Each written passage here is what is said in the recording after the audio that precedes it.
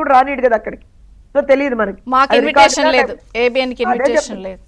అదే చెప్తున్నాను. మీరు కూడా చంద్రిక్ గారు, మీరు కూడా జగన్మోహన్ రెడ్డికి ఒక లేఖ రాయొచ్చు కదా. వై డోంట్ యు గివ్ ఏమంటారంటే మాకెందుకు ఎంట్రీ ఇవ్వరు, మీ విలువైనటువంటి ప్రెస్ మీట్లలో మాకు కూడా ఎంట్రీ ఇవ్వండి అనండి. ఆ ఆణిముత్యాలు మీరు కూడా వినొచ్చుగా. ఏం కొన్ని ఛానల్లో ఎందుకు వినాలా ఆణిముత్యాలు? మీరు కూడా వినండి ఆణిముత్యాలు, ఎందుకు వినకూడదు?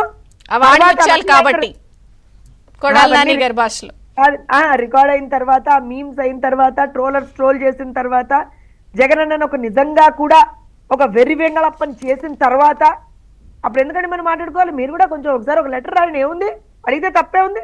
జగన్మోహన్ రెడ్డి 11 సీట్లు వచ్చి నాకు ఇస్తారా ఇవ్వరా, ఇవ్వకపోతే నేను రాను అని చెప్పి మారం చేసినప్పుడు one of the top channel మీరు ఒక మాజీ ముఖ్యమంత్రి ప్రెస్ మీట్ పెడితే మమ్మల్ని ఎందుకు అలౌ చేయరని ఎందుకంటే నిలదీరు. మీరు కూడా నిలదీయాలి చంద్రిక్ గారు. మీరు కూడా ఇప్పుడు ఇంకో విషయం అండి, అయినా జగన్మోహన్ రెడ్డికి ఒక్కొక్క చిన్న మాట, జోక్స్ పాటు ఒక మాట చెప్తాను చంద్రిక్ గారు. ఇక్కడ 2 పార్టీల గురించి మాట్లాడుతున్నాం, తెలుగుదేశం పార్టీ, జనసేన పార్టీ.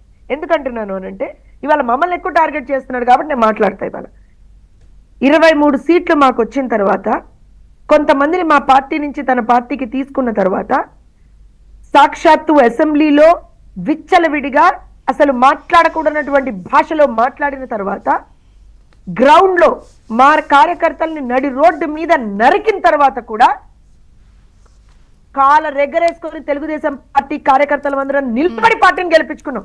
మా నాయకులందరూ కూడా పార్టీని తన భుజ స్కంధాల మీద కార్యకర్తలతో పాటుగా ముందరికి తీసుకెళ్లి పార్టీని గెలిపించుకున్నాం, అధికారంలోకి తెచ్చుకున్నాం. ఆఫ్టర్ ఆల్ జగన్మోహన్ రెడ్డి ఎంతండి? ఆఫ్టర్ ఆల్ ఇవాళ నీ మాట మాట్లాడతా, 11 సీట్లు వస్తే కనీసం నువ్వు అసెంబ్లీకి వెళ్ళలేకపోతున్నావు.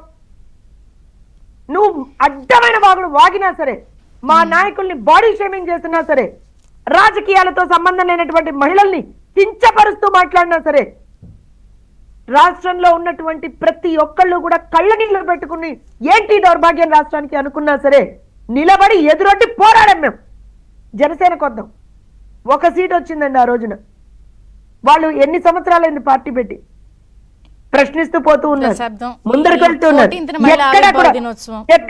ఎక్కడ కూడా ఏ రోజున కూడా తగ్గకుండా ముందరికి వెళ్ళి వాళ్ళ రోజున they are part of the government and they are very strong part of the government.